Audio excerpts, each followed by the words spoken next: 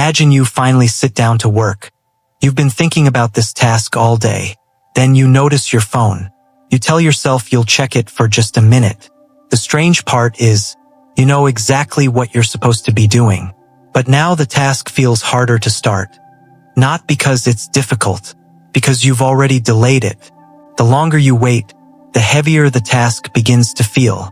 What started as a simple assignment now feels like a huge responsibility. And that's where most people get stuck. Not in the task itself, but in their thoughts about the task. So they look at themselves and think, maybe I'm just lazy. But what if that's the wrong explanation? What if procrastination isn't laziness at all? Most people think procrastination means you're lazy. But if that were true, something wouldn't make sense. Lazy people don't spend hours thinking about unfinished work. Procrastinators do. They think about it constantly. They think about it when they're relaxing. They think about it when they're trying to enjoy themselves. Sometimes they even think about it before going to sleep. The task follows them everywhere. It's in the back of their mind during lunch, during conversations, even during their free time. That's because procrastination often feels like carrying a weight. The task becomes mentally heavy. A truly lazy person doesn't feel that weight. They don't care enough to worry about it. But procrastinators care. In fact, many of them care too much. What they're experiencing isn't laziness. It's stress. It's pressure. It's anxiety. And once you understand that, everything starts to look different.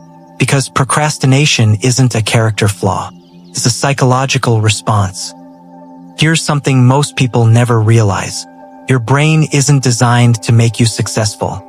It's designed to keep you safe. Every time you're faced with something difficult, your brain asks one simple question.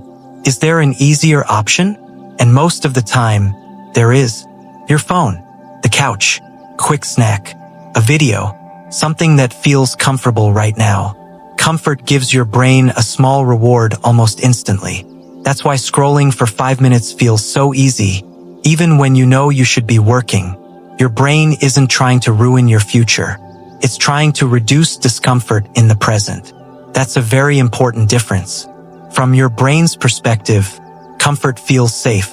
And anything uncertain, like starting a difficult project, can feel like a threat.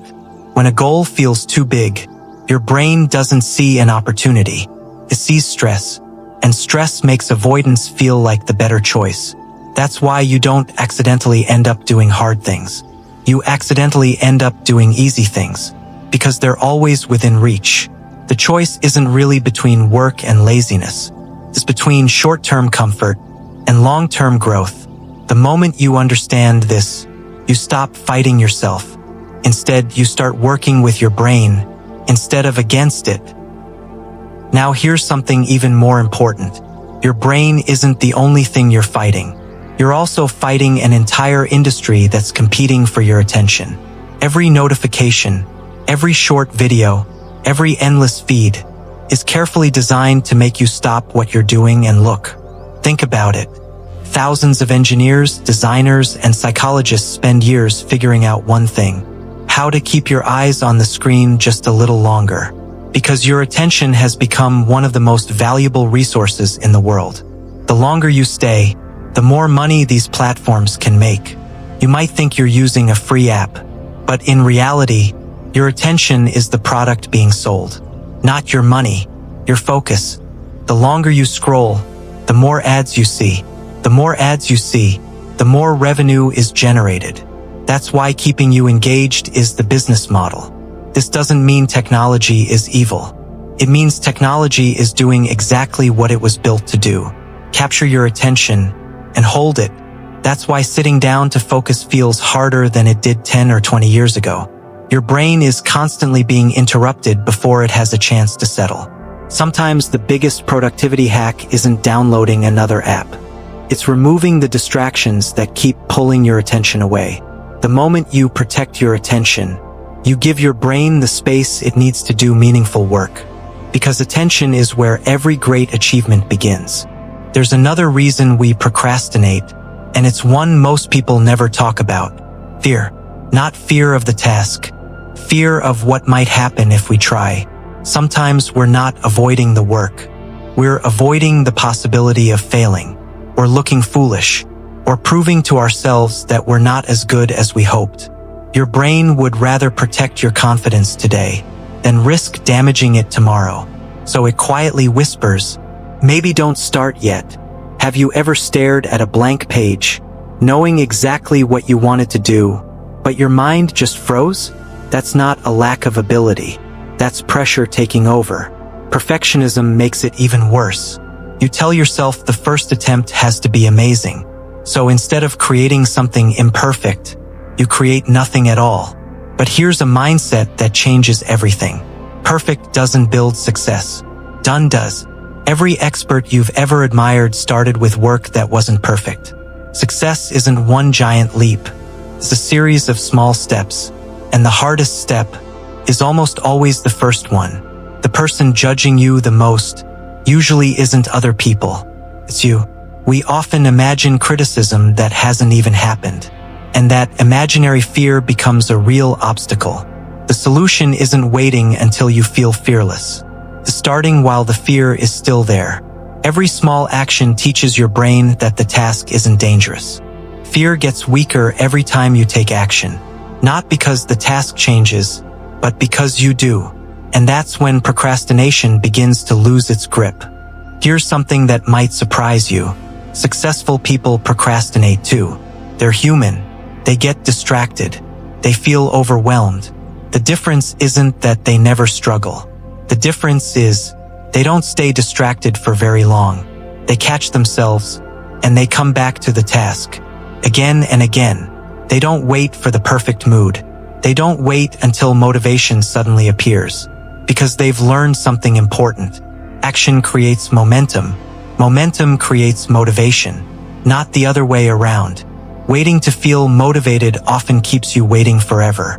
They also stop making promises to their future selves. Tomorrow isn't a strategy. It's just another excuse if nothing changes today. Instead of thinking, I have to finish everything, they ask, what's the smallest step I can take right now? That simple question changes everything. Big success rarely comes from one giant effort. It comes from hundreds of small actions repeated over time. Small wins build confidence. Confidence makes the next step easier. You don't have to finish the whole project today. You only have to begin. One sentence, one page, one workout, one phone call. Start small. Every time you take action, you're teaching your brain something new. You're showing it that progress is safe. And little by little, procrastination starts losing its power. Remember this, you're not waiting for motivation. You're creating it. Start before you feel ready. Because your future isn't built by perfect days. It's built by the small decisions you make today. So the next time you catch yourself procrastinating, don't ask, why am I so lazy? Ask a better question. What is my brain trying to protect me from? That one question can completely change how you see yourself. Remember, your brain loves comfort. There's nothing wrong with that. The problem begins when comfort becomes a habit that steals the future you're trying to build. You don't need a perfect morning routine. You don't need unlimited motivation. And you don't need to feel inspired every single day. You just need to keep showing up. Real progress isn't built in one day. It's built one small decision at a time. One page, one workout, one conversation, one step. The biggest difference between the life you have and the life you want is often what you choose to do right now. Not tomorrow, not next Monday, right now. The moment you understand how your mind works, you stop fighting yourself. Instead, you begin designing your habits around how your brain actually works. And that's a much smarter way to grow. So stop calling yourself lazy. You're probably dealing with fear, discomfort, distraction, or pressure. Those problems can be solved, but only if you recognize them first. The hardest part isn't becoming productive. The hardest part is taking the first step. After that, momentum starts doing some of the work for you. If this video helped you understand yourself a little better, then don't let it become just another video you watched. Close this video, pick one task, and spend just 5 minutes on it. You might be surprised how far that first step takes you. Thanks for watching The Ruthless Explainer. If you enjoy breaking down psychology, modern life, and the hidden systems shaping our behavior, subscribe for more videos every week. Until next time, stay curious. And remember, understanding your mind is the first step to changing your life.